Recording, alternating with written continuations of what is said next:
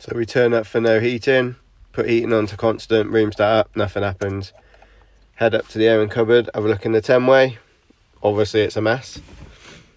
Get the tester out, earth to white, 240, happy days. Program and room start's alright. Earth to orange, we get 80 volts, give or take, which obviously isn't enough to fire the boiler.